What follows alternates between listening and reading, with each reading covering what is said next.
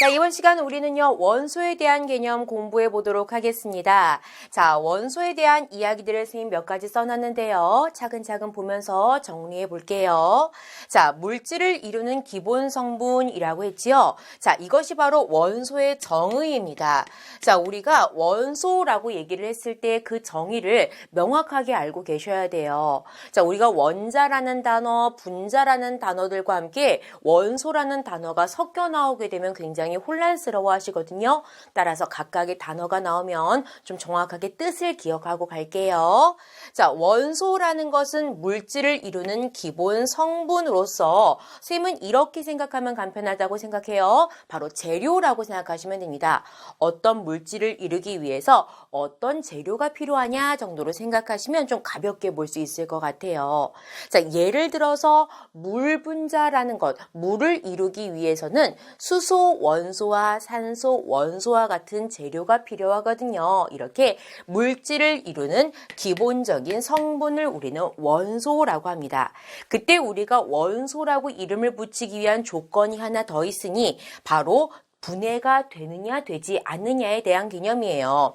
더 이상 다른 물질로 분해되지 않는 것을 우리는 원소라고 얘기를 해요.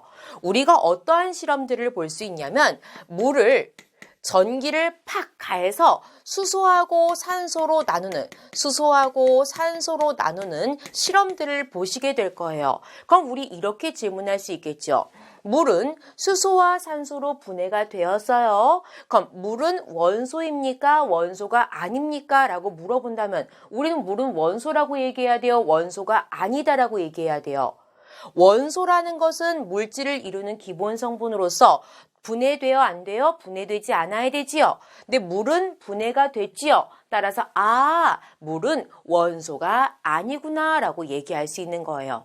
이해됐지요? 따라서 원소라는 것은 물질을 이루는 기본 성분으로서 더 이상 다른 물질로 분해되지 않는다라는 것 정의를 기억하도록 합니다. 이러한 원소는요, 지금 세상에 우리에게 알려진 것이 110여 가지 정도라고 얘기를 해요. 자, 이 110여 가지라고 선생님이 써놓은 이유는 여러분들이 다루는 교과서라든가 교재라든가 여러 가지 매체들을 통해 볼 때 118가지다, 120가지다 좀 숫자가 조금씩 다르게 표현될 수 있습니다.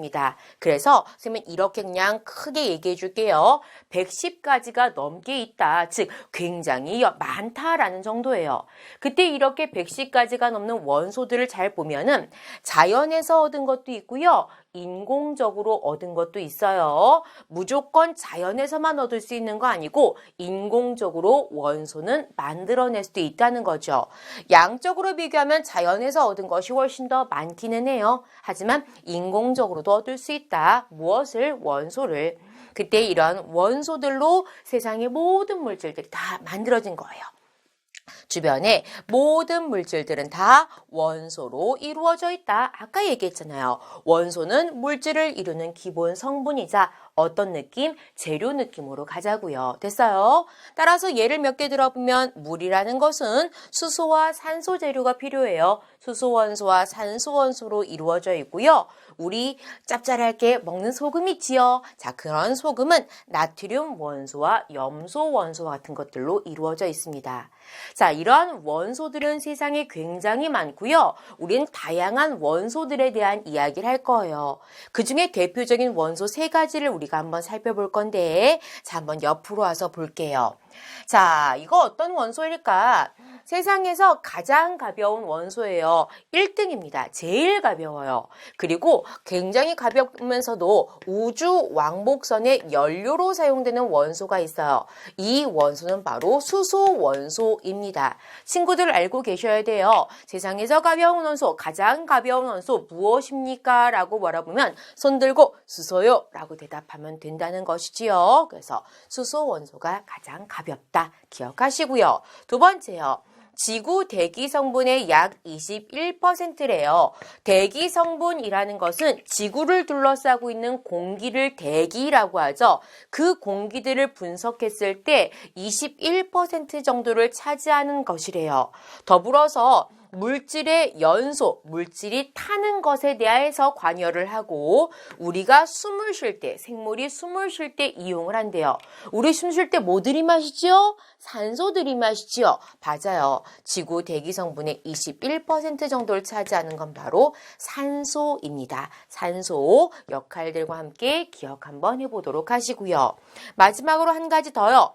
지구 중심 핵에 가장 많이 있는 원소래요. 단단한 편이고요. 단단한 편이기 때문에 기계 건축 재료로 이용할 수 있는 원소라고 합니다.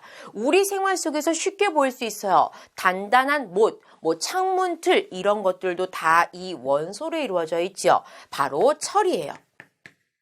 지구 중심을 이렇게 가면 외핵과 내핵이 있고 핵들은 철과 니켈이라는 원소들로 이루어져 있거든요. 그때 철이 바로 이 철입니다. 되시겠지요? 자, 이러한 수소나 산소나 철과 같은 것들을 우리는 원소라고 하고 이것 이외에도 원소들은 굉장히 종류가 많지요. 그리고 이러한 다양한 원소들을 이용해서 우리는 여러 가지 물질들이 이루어져 있다는 것을 이해할 수 있습니다. 자, 이번 시간 우리 원소에 대한 개념 공부했어요. 원소가 뭐였죠? 원소란 물질을 이루는 기본 성분이다. 이런 원소는 더 이상 분해되지 않는다라는 이야기였습니다. 그 내용 잘 기억하고 계세요?